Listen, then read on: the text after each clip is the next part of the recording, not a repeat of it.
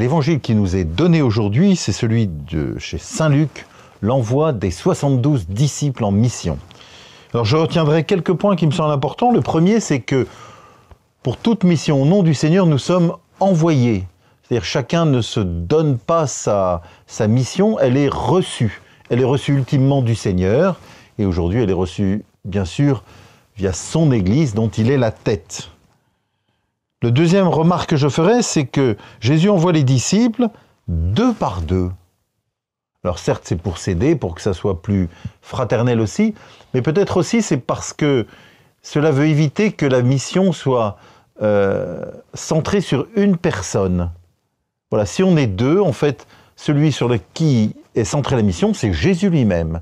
Et nous sommes que ses envoyés. Et nous ne travaillons pas, entre guillemets, à notre propre compte ou pour nous, mais nous travaillons pour le Seigneur, parce que c'est lui qui nous envoie, et que cela révèle l'amour de Dieu pour chacun d'entre nous, et donc pour le monde entier. Et puis, Jésus invite à prier.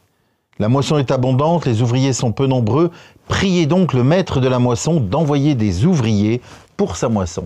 Voilà, toute mission que nous avons reçue, elle est portée, elle est enveloppée, elle est habitée d'une prière, c'est-à-dire d'une relation personnelle, d'une amitié avec Dieu. C'est notre carburant, entre guillemets. C'est ça qui nous donne la force de porter cette mission, la joie de l'annoncer. Nous sommes envoyés par Dieu et nous vivons une relation particulière avec lui, qui est une relation d'amour pour pouvoir en témoigner auprès de ceux vers lesquels nous sommes envoyés. Voici que je vous envoie comme des agneaux au milieu des loups. C'est-à-dire le Seigneur ne nous dit pas que tout sera simple, ne nous dit pas que nous allons être écoutés béatement par tous ceux vers qui nous irons. Voilà, il nous prévient que la mission est parfois difficile, mais ce qui est important, c'est ce lien à Jésus qui nous donne sa force et qui nous permet de traverser les épreuves. Ne portez ni bourse, ni sac, ni sandales. C'est-à-dire qu'il nous invite à faire confiance, à pas s'appuyer d'abord sur des moyens humains ou techniques, mais fondamentalement à faire confiance à Dieu, c'est-à-dire à lui ouvrir notre cœur et à être disponible et à entretenir cette relation particulière et si belle avec le Seigneur lui-même. Dans toute maison vous entrerez, dites d'abord paix à cette maison. Vous voyez, le premier objet de la mission, c'est de proclamer la paix. Jésus est le prince de la paix, c'est lui qui vient répandre la paix non seulement dans nos cœurs, dans les cœurs du monde entier, et donc dans le monde.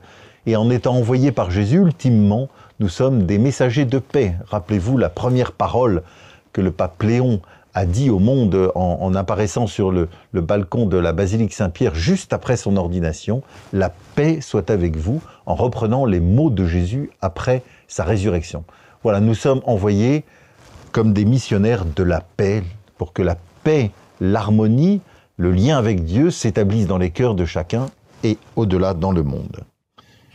Et je termine la fin du texte qui nous est proposé. Les 72 disciples revinrent tout joyeux en disant « Seigneur, même les démons nous sont soumis en ton nom. » En fait, ils reviennent tout joyeux parce qu'ils ont accueilli cet appel du Seigneur, parce qu'ils ont fait la volonté du Seigneur et parce qu'ils ont vu la bonté, la miséricorde de Dieu, mais aussi sa force, la force du Sauveur qui vient en tout cœur faire chose nouvelle.